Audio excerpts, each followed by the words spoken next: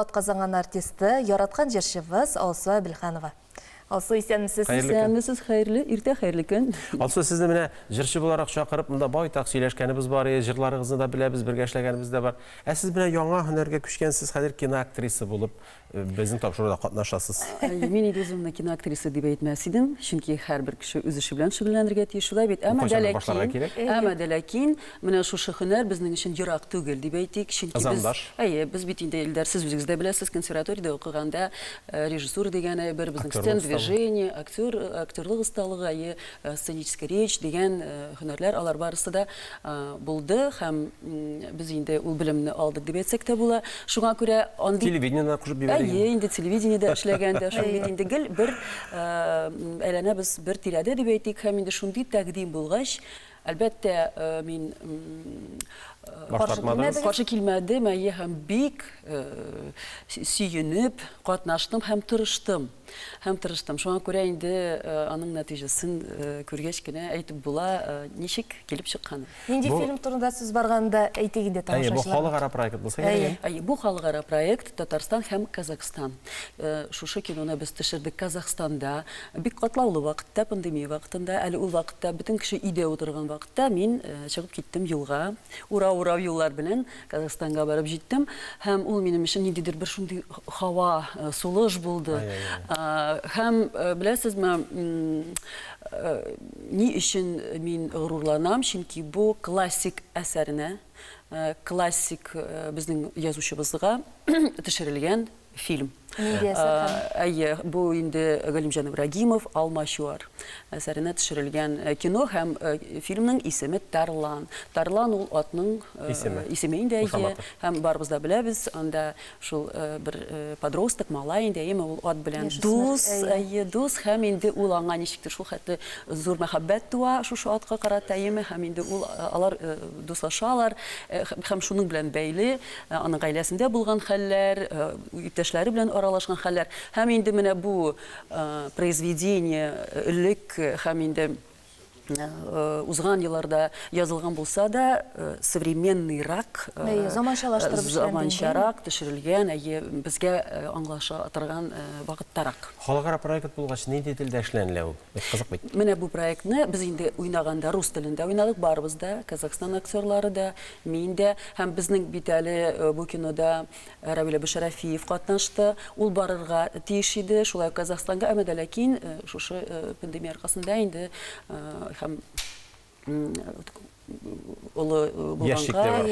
яшикләр аркасында ул бара алмады, әмма дә ләкин берничә эпизодларны без Татарстанда да төшердек, Сабантуй күренешләрен Татарстанда төшердек. Һәм менә шулай иттереп, рус телендә уйнасак та, без хәзерге вакытта дубляжны тәмамладык, чөнки менә безнең бит инде фестиваль якынлаша, шуңа күрә шунда тизрәк эшен эшләп бетерергә нык иттереп дип, без инде дубляж өстендә эшләдек. Шуңа күрә бу кино безнең эш телдә була, татар телендә, казах телендә һәм рус телендә. Менә шулай. Титрлары төрек телендә булачак. Ансында шулай булырдыр дип әйтәләр. Ничек булыр? Фильмның режиссеры кем? Фильмның режиссеры Юлия Захарова, безнең талантлы режиссерыбыз. Ул шулай бик катлаулы юллар белән Казахстанга барып җитте.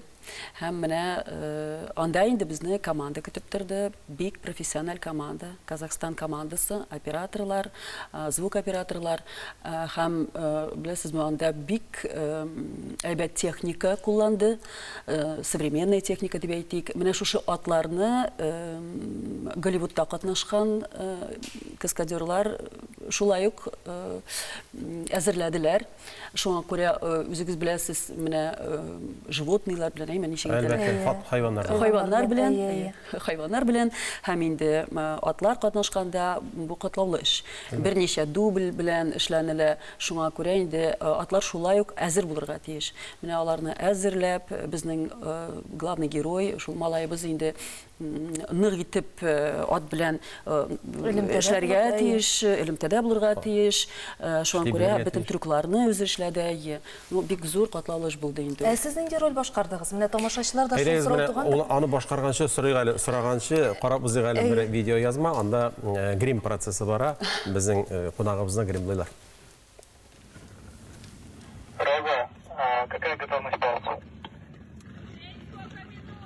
5. 5 минут. 5 минут.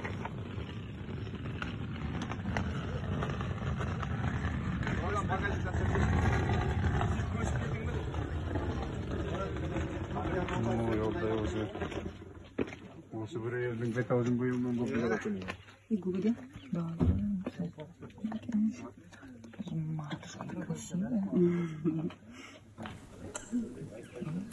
Шақты ғана қызыклы процесс екен, менә монда инде бик озаклап грим салалар. Кадр артындағы мизгелләр. Әй. Грим салалар дигәннән, әлбәттә инде озак әзерләнәбез. Шуңа карамастан мин әни ролен уйнадым. Үз-үземне уйладым дип әйтсәм дә була бит. Чөнки ике бала әнисе, ике малай әнисе. Шуңа күрә теге улрак күренер өчен инде гримны минимум ясадылар. Янда инде күбрәк бераз теге естественный булырга кирәк. Гади генә киемнәрдән, шул без анда бакча эшләрендә алып бардык. Шуңа күрә яулыклар киеп инде кайдадыр бераз татар милли киеменең элементларын да кертергә булдык инде. Үзебезнең Татарстанда яшәгән хатыннарның татар булуларын күрсәтер өчен әйме. Шуңа күрә мин инде алып бардым үземнең ниндидер Бижутерия. Милли бижутерия, алкалар, браслетлар, шундый элементлар. Әмма ләкин бу кызыклы проект дип әйтәм, булырдыр дип ышанам, чөнки монда инде берничә милләтнең дуслыгы һәм моментлары. Мөнәсәбәтләр. Менә нинди мастер-класслар үтәргә туры килде үзегезгә алсу?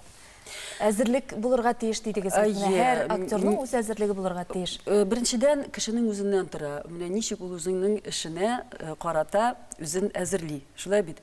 Мин инде сценарийны укыгачтан соң нык итеп аның төп философиясын аңларга тырыштым. Һәм киңәшләр сорадым әлбәттә инде үземнең остазлардан, аннарысын режиссер белән без күп итеп эшләдек. Ул инде үзенең карашларын җиткерде. Шуңа күрә әлбәттә инде менә андагы актерлар белән, алар бик атаклы актерлар, алар белән эшләргә бик җиңел булды. Шуңа күрә алар белән элемтәдә булып, киңәшләр сорап, мин киңәшләр сорарга уялмыйм. Ничек әйбәтрәк булыр икән, булай әйтсәм, тигеләй әйтсәм дип, шундый бер гаилә кебек яшәдек инде без. Без дөрестән дә гаилә бит инде анда бабасы, малайның бабасы, яме, минем иптәшем, малай, мин инде әни. Шуңа күрә бер гаилә сыман булып, Туганлашып бетәсез инде. Инде анда ничектер шундый атмосферада яшәргә кирәк. Һәм инде дип әйтик, менә Казахстанда дигәч, ул бит шәһәрдә түгел, Казахстанның бер авылына, бер шу төбәгенә барып җиттек. Ул таулар арасында бер авыл, анда менә ничек гади генә яшиләр кешеләр, шулай яшәргә туры килде. Инде көтү кайтканда, көтү арасында, сыерлар арасында йөреп тә карадык. Аны көтәргә кирәк, тавыш булмасын, звук операторларга комачауламасыннар дип, шу көтү узганын көтәсең. Монда әтәшләр кычкыра, монда этләр кычкыра, аны тавышларны басылганын көтәсең. Бик кызыклы процесс. Шуңа күрә шуларны көтә-көтә төн җитә, сәгать 2дә, төнлә 3тә дә төшергән булды. Ул вакытта инде таулар арасында бик салкын булды. Җәй булуына карамастан, шуңа күрә туңган вакытларда булды. Теге калтыравыклар тота, эфирда, экранда күрсәтергә түгел, елмаерга, сөйләшергә. Шуңа күрә аның инде нечкәлекләре күп әз түгел. Нәтиҗәсе әҗерләр насыйп булсын. Фильм минем уйламча бик уңышлы чыгар һәм бөтен тамашачылар да нинди матур әни икән бу дип карарлар әле. Ой, рәхмәт. Андый максат юк. Матур булырга максат юк. Әни булырга. Әни булырга, чын булырга һәм әлбәттә кешенең күңеленә кирип калырга менә шушы фильмдагы безнең иншалла. Һәм һичшиксез шулай булгандыр дип уйлыйм. Рәхмәт алсу, уңышлар сезгә дәвамлы булсын. Яңа кинолар көтеп калабыз. Амин, һәм килегез, премьерага чакырабыз. Амин. Рәхмәт. Бездә кунакта Татарстанның атказанган артисты Алса Билханова булды. Аның белән саубуллашабыз, тапшырыбызны һава